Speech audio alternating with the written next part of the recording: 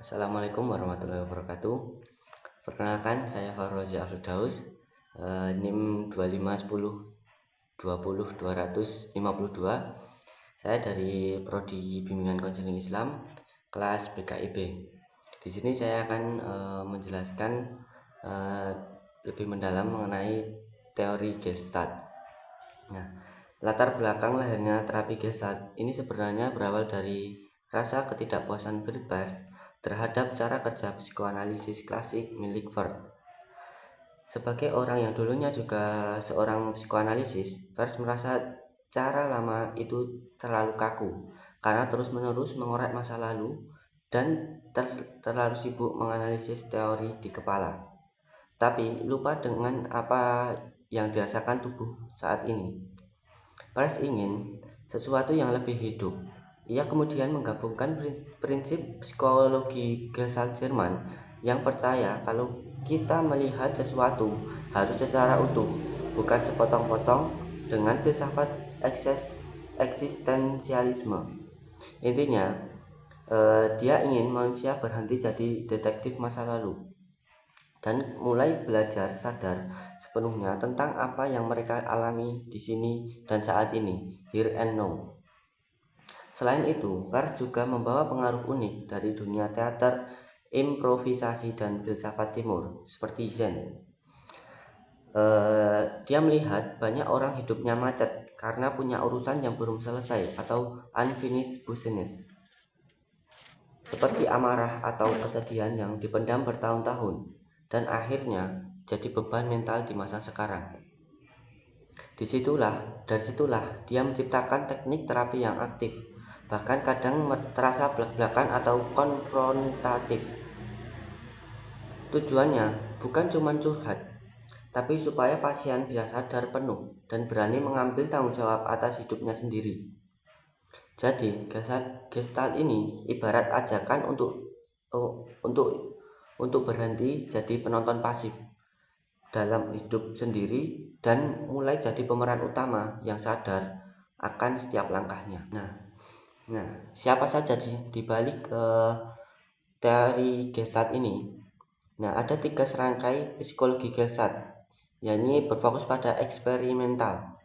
Mereka adalah peletak batu pertama yang berfokus pada bagaimana otak manusia mempersepsikan informasi secara utuh atau holistik, dari potongan-potongan kecil menjadi sesuatu yang utuh. Yang pertama ada Max Wertheimer, bapak pendiri psikologi Gestalt. Ia terkenal dengan fenomena pi atau persepsi gerakan pada gambar diam yang berkedip cepat. Ia berargumen bahwa keseluruhan berbeda dari jumlah bagian-bagiannya. Yang kedua ada Wolfgang Kohler, terkenal dengan eksperimen simpanse untuk membuktikan konsep insight learning. Ia percaya bahwa bukan sekedar coba-coba, trial and error, melainkan pemahaman mendadak terhadap struktur masalah secara utuh. Yang ketiga ada Kurt Kafka, tokoh yang membawa prinsip Gestalt ke bidang psikologi, perkembangan, dan belajar. Ia berperan besar dalam memperkenalkan teori ini ke Amerika Serikat melalui bukunya Principles of Gestalt Psychology. Nah, selanjutnya ada di terapi Gestaltnya. Ini membahas mengenai klinis atau praktis. Yang pertama ada Friedrich, seorang psikiater yang mengembangkan terapi Gestalt sebagai bentuk perlawanan terhadap psikoanalisis Freud yang dianggap terlalu kaku. Ia menekankan pada konsep here and now, di sini dan sekarang, serta tanggung jawab pribadi. Yang kedua ada Laura Pers. Ia merupakan istri Friedrich yang memberikan kontribusi besar pada sisi kemanusiaan dan dukungan, tidak hanya soal konfrontasi, tetapi juga soal empati dan hubungan antara terapis dan klien. Yang ketiga ada Paul Goodman, seorang intelektual dan penulis yang membantu merumuskan dasar teoritis terapi Gestalt dalam buku Fundamental Gestalt Therapy tahun 1951. Ia memberikan dimensi sosial dan filosofis pada metode ini. Selanjutnya ada konsep dasar. Ini ada 4 konsep dasar. Keempat konsep ini saling berkaitan membentuk satu siklus pengalaman manusia. Yang pertama ada holistik. Prinsip ini menyatakan bahwa manusia harus dilihat sebagai satu kesatuan yang utuh, bukan potongan-potongan terpisah. Maksudnya, manusia bukan sekedar jumlah dari organ tubuh, pikiran, atau emosinya saja, tetapi melainkan segala sesuatu yang ada pada diri seorang, baik fisik, mental, emosional, dan lingkungan saling terhubung. Yang kedua ada here and now, di sini dan sekarang. Ini adalah jantung dari teori Gestalt. Fokus utamanya adalah untuk apa yang terjadi saat ini, bukan apa yang terjadi di masa lalu atau mungkin terjadi di masa depan. Maksudnya, Firpas percaya bahwa kekuatan ada pada masa kini. Menyesali masa lalu atau mencemaskan masa depan hanya akan membuang energi dan menghambat pertumbuhan. Yang ketiga ada unfinished business, urusan yang belum selesai. Konsep ini merujuk pada perasaan-perasaan dari masa lalu yang tidak tuntas atau tidak sempat diekspresikan. Maknanya, perasaan seperti dendam, kemarahan, rasa bersalah atau kesedihan yang dipendam terus-menerus akan menghantui seseorang di masa kini. Hal ini sering muncul dalam bentuk gangguan fisik seperti sesak nafas atau perilaku yang tidak efektif. Yang keempat ada awareness atau kesadaran. Kesadaran adalah tujuan utama dari seluruh proses Gestalt. Maknanya, tanpa kesadaran, perubahan tidak mungkin terjadi. Awareness dalam Gestalt berarti sadar sepenuhnya akan apa yang dirasakan tubuh, apa yang dipikirkan, dan bagaimana seseorang berhubungan dengan lingkungan. Nah, dalam pandangan Gestalt, dalam pandangan Fritz, orang yang mengalami gangguan mental atau macet hidupnya itu ibarat bawang bombay yang punya banyak lapisan. Untuk sampai ke lapisan diri kita yang asli dan sehat, kita harus mengupas 5 lapisan neurosis, yaitu yang pertama ada the phony layer atau lapisan kepalsuan.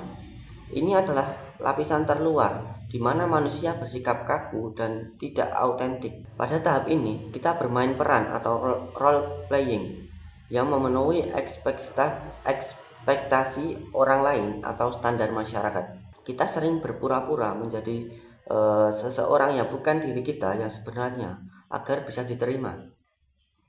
Yang kedua ada phobic layer atau lapisan ketakutan. Setelah kita mencoba berhenti berpura-pura, kita akan masuk ke lapisan ketakutan. Di sini muncul rasa ketakutan yang besar jika orang lain melihat jati diri kita yang asli. Kita ketakutan akan penolakan atau takut bahwa bagian dari diri kita yang selama ini disembunyikan ternyata tidak berharga. Contohnya, menghindari pembicaraan yang mendalam karena takut rahasia atau kelemahan kita terbongkar. Yang ketiga ada the impasse layer atau lapisan kebuntuan. Ini adalah titik yang paling kritis dan seringkali paling tidak nyaman dalam terapi Gestalt. Ini adalah titik di mana kita merasa stuck atau buntu. Kita merasa tidak bisa lagi menggunakan cara-cara lama atau kepalsuan itu, tetapi kita juga belum tahu cara baru yang untuk melangkahnya. Seseorang sering merasa hampa, mati rasa, atau tersesat. Yang keempat ada the implosive layer atau lapisan implosif.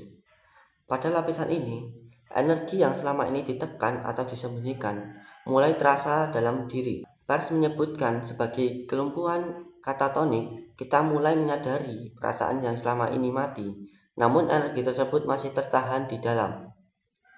Rasanya seperti sebuah ledakan yang mengarah ke dalam diri. Yang kelima ada the implosive layer atau lapisan eksplosif. Ini adalah lapisan terakhir di mana individu melepaskan energi yang selama ini terperangkap.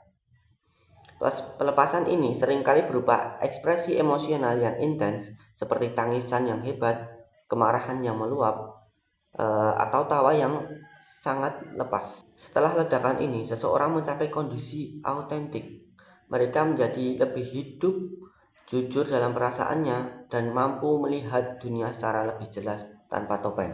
Selanjutnya ada teknik-teknik teori Gestalt. Yang pertama, teknik kursi kosong. Ini adalah teknik paling ikonik dalam Gestalt.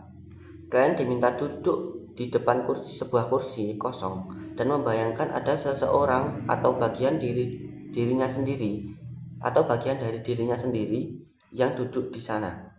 Yang kedua ada teknik bermain proyeksi. Terapis meminta klien untuk memerankan orang lain atau benda yang mereka kritik atau mereka anggap memiliki sifat tertentu. Yang ketiga ada latihan tanggung jawab. Klien diminta menambahkan kalimat, dan saya bertanggung jawab atas itu, setelah mengungkapkan suatu perasaan atau perilakunya. Yang keempat, teknik ini melibatkan interaksi antara dua kutub yang berlawanan dari diri klien, yang sering disebut sebagai top dog, sisi yang menuntut, atau top dog itu sisi yang menuntut, moralis atau otoriter, dan underdog, sisi yang merasa jadi korban, malas, atau mencari alasan. Yang kelima ada teknik pembalikan, the reversal technique. Klien diminta untuk memainkan peran yang sangat bertolak belakang dengan kepribadian atau perilaku mereka sehari-hari. Yang keenam ada tetap dalam perasaan. Ketika klien mencoba menghindari perasaan yang tidak nyaman, seperti ingin menangis atau merasa sakit hati, dalam cara mengalihkan pembicaraan, terapis akan mendorong mereka untuk tetap dalam perasaan itu. Yang ketujuh ada bahasa saya. Terapis mendorong klien untuk mengganti kata itu atau kamu menjadi saya. Kata saya saat berbicara tentang pengalaman mereka. Apa sih tujuan teori Gestalt? Yang pertama itu adalah mencapai kesadaran penuh atau awareness. Ini adalah tujuan paling dasar. Banyak dari kita hidup seperti zombie atau robot yang menjalani rutinitas tanpa benar-benar merasakannya. Yang kedua ada berani mengambil tanggung jawab pribadi. Dalam Gestalt tidak ada istilah saya begini karena orang tua saya dulu begini. Tujuannya membuat seseorang berhenti menyalahkan masa lalu, lingkungan, atau orang lain. Seorang diajak untuk mengakui bahwa kamu adalah pemilik hidupmu sendiri. Kamu yang memilih untuk sedih, kamu memilih untuk bertahan, dan kamu punya kekuatan untuk memilih jalan keluar. Yang ketiga adalah membereskan urusan yang belum selesai atau unfinished business. Kita semua punya beban masa lalu, entah itu dendam yang dipendam atau kata-kata yang gak sempat terucap. Nah, tujuan ini untuk memunculkan kembali perasaan-perasaan mampet itu agar bisa diselesaikan sekarang juga. Yang keempat, beralih dari dukungan luar ke dukungan diri sendiri atau self support. Banyak orang yang merasa lumpuh atau tidak ada orang lain yang menyemangati atau membantunya.